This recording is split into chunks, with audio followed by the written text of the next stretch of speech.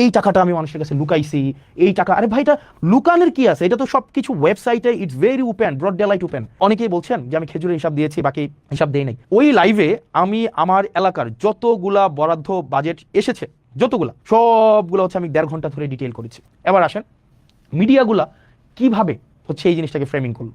মিডিয়াগুলো ফ্রেমিং করলো মানে জাস্ট কনসেন্ট ম্যানুফ্যাকচারটা কিভাবে করলো।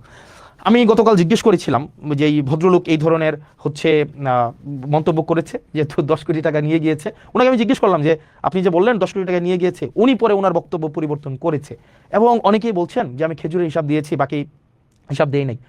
ওই লাইভে আমি আমার এলাকার যতগুলা বরাদ্দ বাজেট এসেছে, যতগুলা, সবগুলো হচ্ছে আমি 1.5 ঘন্টা ধরে ডিটেইল করেছি।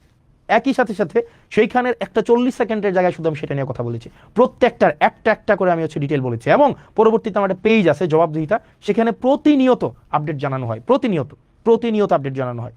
তো এখন যেটা দাঁড়াইছে, এখন আপনি আমাকে প্রশ্ন করতে পারেন, আপনার প্রত্যেকটা প্রশ্নের উত্তর আমি কি প্রতিনিয়ত, ধরেন আপনি আমার বিরুদ্ধে একটা মিথ্যাচার করলেন, আমি একটা মিথ্যাচার করলাম যে এই ধরনের একটা কাজ হয়েছে, আপনি যার উপরে মিথ্যাচার করেছে তার উপরে বার্ডেন অফ প্রুফ না প্রমাণ করার, বরং যিনি মিথ্যাচার করেছেন উনি প্রয়োজনে প্রমাণ করবেন।